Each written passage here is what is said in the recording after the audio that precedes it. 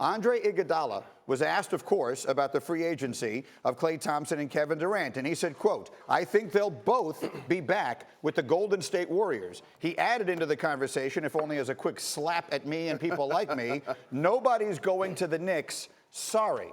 And so, Jalen Rose. Yes, sir. I feel like he was actually aiming that last comment at you. And that's my little brother right You're there. the last person I know who still thinks KD is coming to the Knicks. Are you staying on that? We're 5 days away. Yes. Are you staying? Yes. You believe Yes. KD is coming to the Knicks? Yes, I do. You don't lead the Golden State Warriors and then go to the B team in the New York market. It just doesn't make sense to me. You're not doing it for winning because you won championships with the Warriors. You're not doing it for the money because you're going to walk away from $50 million.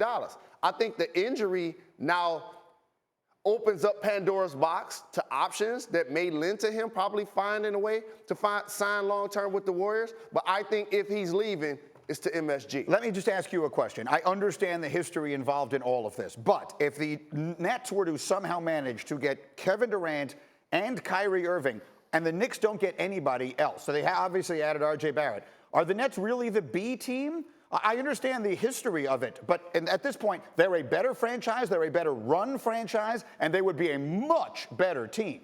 They would be a better team if they got those two guys. Yes. And then they would have a legitimate chance to have a stake in this market. Right. But if that does not happen, I still feel like the storied franchise in New York City is still the Knicks. Obviously, but we're talking about a world in which Kevin Durant does sign with Brooklyn. You're telling me you do not believe he will do it? I don't believe he's going to do that. All right, we will see. Andre Iguodala. And I got to stress this, too. We keep saying nobody going to the Knicks. If you don't get Kevin Durant, if you don't get Kyrie, if you don't get Kawhi Leonard, there's still some really good players out on free agency. Yes, but Knicks fans have seen that too many times, paying really good players like they're great players, and that's the problem. Now, speaking of Kyrie Irving, as free agency approaches, he gets in the mix again. The chances that Kyrie returns to Boston at this point seem basically zero. In a recent appearance on Brian Windhorst's podcast, ESPN's Jackie McMullen shared her insight into how badly the relationship between Kyrie and the Celtics went. Listen to this. Like Boston. I've been told this by many people. He didn't like living in Boston. He just didn't. You know, by the end, he had issues with Brad. By the end, he had issues with Danny. By the end, he had issues with pretty much all of us. So she's saying he didn't like Boston and had issues with everyone. And it seems the feeling was mutual, because while speaking to the media yesterday, Danny Ainge had a fascinating answer to his question about the makeup of a good team. Listen to this. I think it just makes life more enjoyable when everybody is humble, hardworking, and will play any role that they have to help a team succeed. You do have to have a certain amount of talent to win in our league, as we all know. But good people makes coming to work more fun.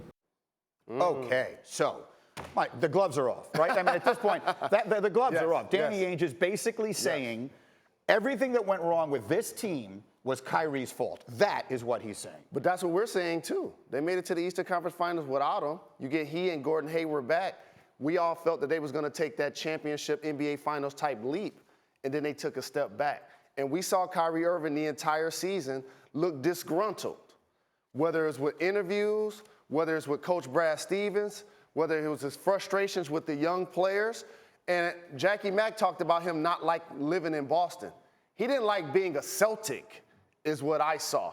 And so many people think that when you're a professional athlete, where you live matters. When you're making this level of money and you're gone 50% of the time, you can function anywhere and still be successful. I agree with you. He just was unhappy. Let me throw this thought at you, okay? So Kyrie's last two situations, he was Robin to LeBron's Batman in Cleveland. They win a championship. He wasn't happy there. He gets his own team. He's Batman with a bunch of really good players around him and a highly respected coach in Boston. He's not happy there.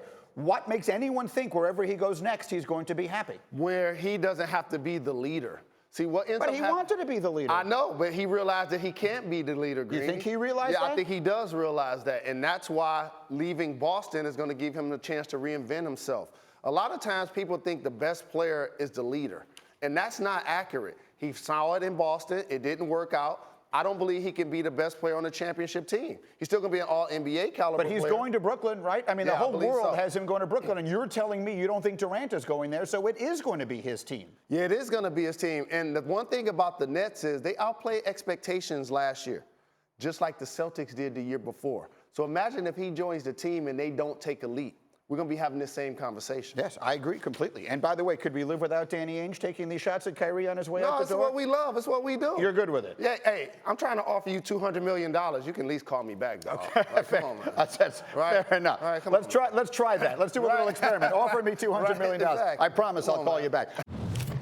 We're so glad you're watching ESPN on YouTube. For more sports and analysis, download the ESPN app. And for live streaming sports and premium content, make sure you subscribe to ESPN Plus. We'll see you there.